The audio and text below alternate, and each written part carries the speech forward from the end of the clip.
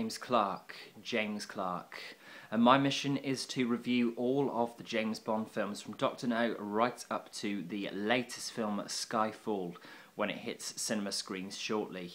So yes, my name is James Clark. This is my blog, Film Fanatic, and my vlog of Film Fanatic as well. And in these videos, I'm going to be reviewing each of the James Bond films individually, looking at the merits of each of the films, and I'll also be talking about some of the disappointing moments from some of the Bond films as well.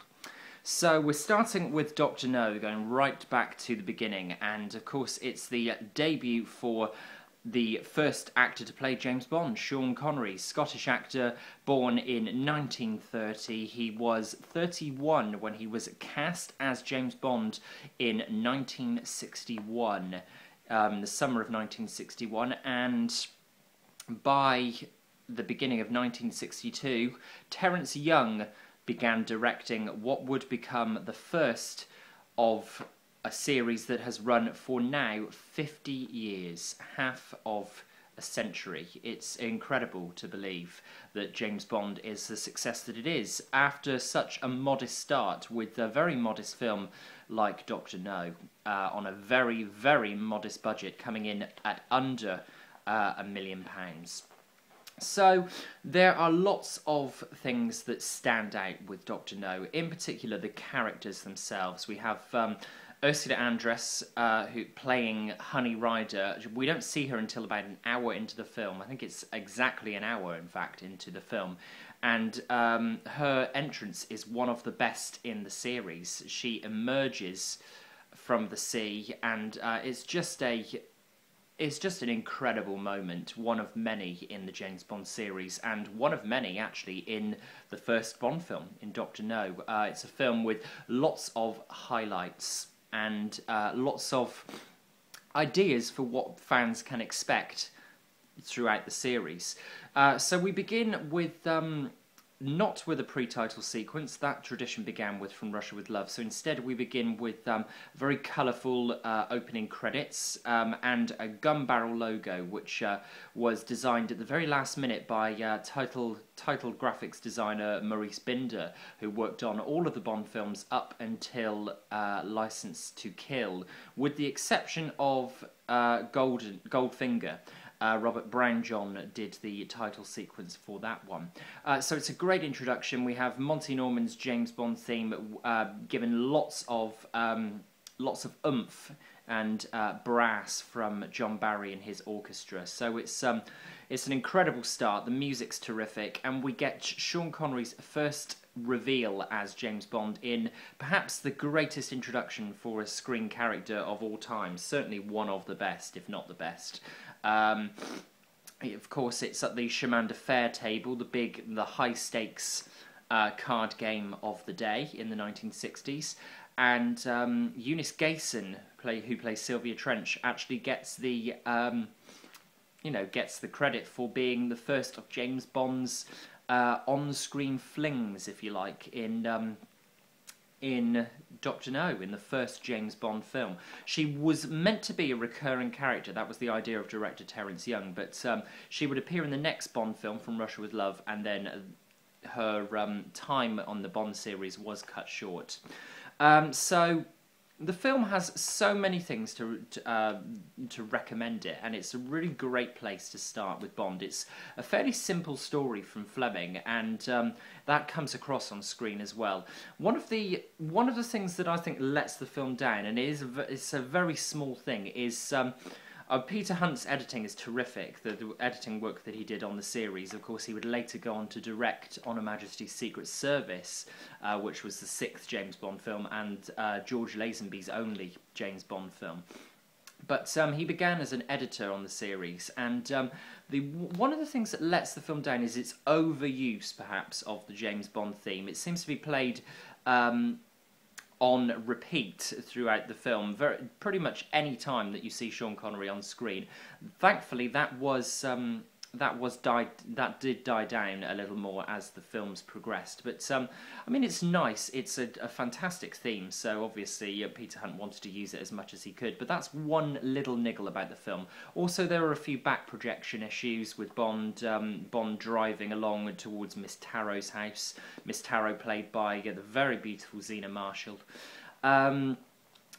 But apart from that, it's absolutely a great film. It is one of my favourites, actually, in the series, and it's a great way to start the series. Very simplistic.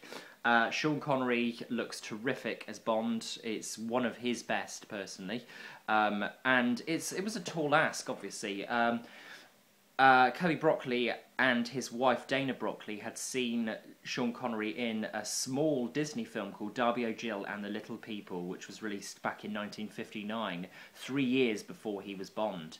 And they decided, based on that, and the way that Sean Connery looked and the way that he moved when both Cubby Broccoli and Harry Saltzman interviewed him, they believed that he would be great for Bond. Ian Fleming didn't actually agree initially, but it was decided to go with Sean, and I mean, what a decision they made. He tops lists regularly as the best Bond. The only one who's kind of coming close to it at the moment is the recent Bond, Daniel Craig, who's the closest to Sean Connery in terms of fan and public appreciation.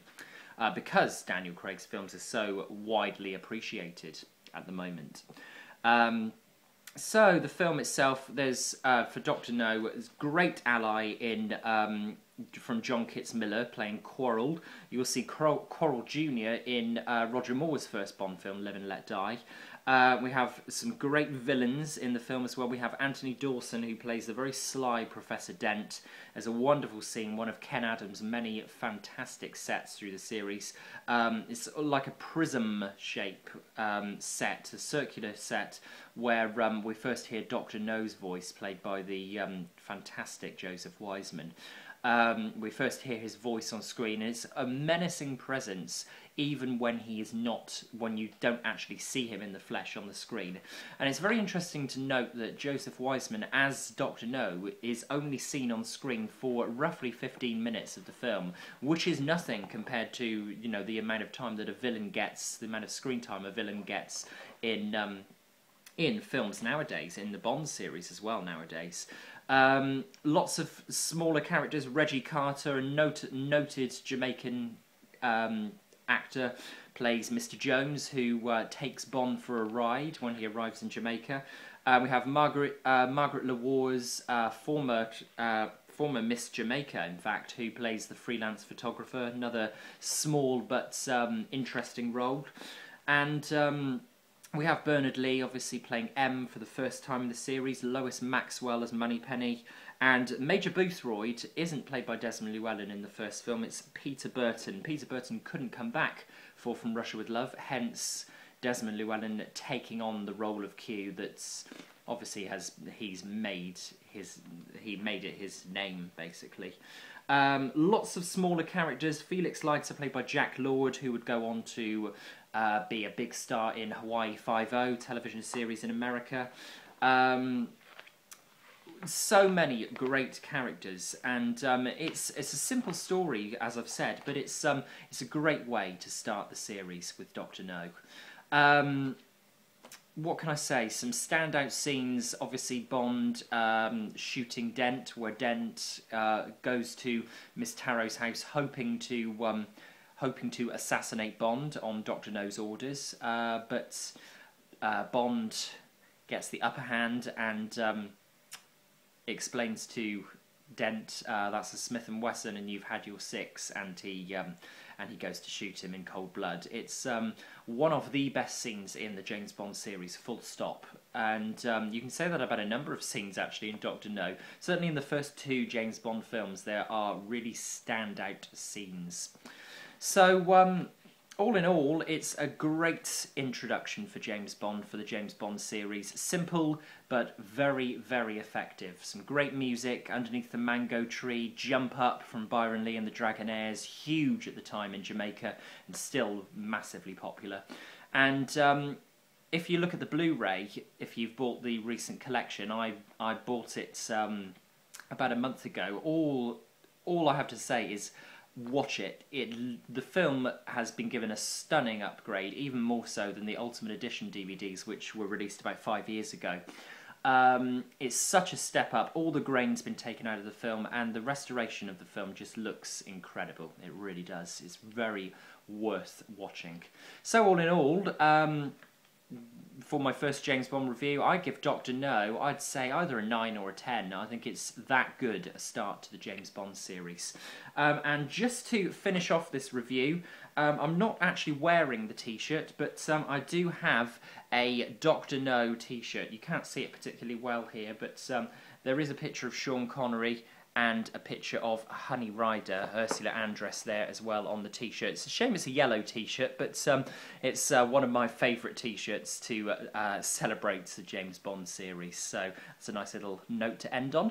And that's a great start with Dr. No to the James Bond series. And James Bond will return in the second outing, once again from incredible director Terence Young, who set the standard and the style of the early James Bond.